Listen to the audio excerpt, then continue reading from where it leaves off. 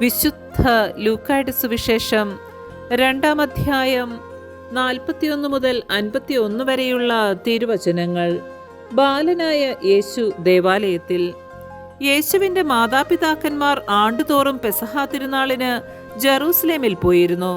അവന് 12 വയസ്സായപ്പോൾ പതിവനുസരിച്ച് അവർ തിരുനാളിന് പോയി. തിരുനാൾ കഴിഞ്ഞ് അവർ മടങ്ങിപ്പോന്നു. എന്നാൽ ബാലനായ യേശു ജെറൂസലേമിൽ തങ്ങി. മാതാപിതാക്കന്മാർ അതറിഞ്ഞില്ല. അവൻ യാത്രാസംഘത്തിന്റെ കൂടെ കാണുമെന്ന് വിചാരിച്ച് അവർ ഒരു ദിവസത്തെ വഴി പിന്നിട്ടു. ബന്ധുക്കളുടെയും പരിചയക്കാരുടെയും ഇടയിൽ അവനെ അന്വേഷിച്ചിട്ട് കാണായികയാൽ യേശുവിനെ തിരക്കി അവർ ജെറൂസലേമിലേക്ക് തിരിച്ചുപോയി. 3 ദിവസങ്ങൾക്ക് ശേഷം അവർ അവനെ ദേവാലയത്തിൽ കണ്ടെത്തി. അവൻ ഉപാധ്യായന്മാരുടെ ഇടയിലിരുന്ന് അവർ പറയുന്നത് കേൾക്കുകയും അവരോട് ചോദ്യങ്ങൾ ചോദിക്കുകയും ചെയ്യുകയായിരുന്നു. കേട്ടവരെല്ലാം അവന്റെ ബുദ്ധിശക്തിയിലും മറുപടികളിലും അത്ഭുതപ്പെട്ടു. അവനെ കണ്ടപ്പോൾ മാതാപിതാക്കൾ വിസ്മയിച്ചു. അവന്റെ അമ്മ അവനോട് പറഞ്ഞു, "മകനെ, നീ ഞങ്ങളോട് ഇങ്ങനെ ചെയ്തതെന്ത്?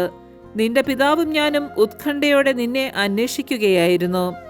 അവൻ അവരോട് ചോദിച്ചു, "നിങ്ങൾ എന്തിനാണ് എന്നെ അന്വേഷിച്ചത്?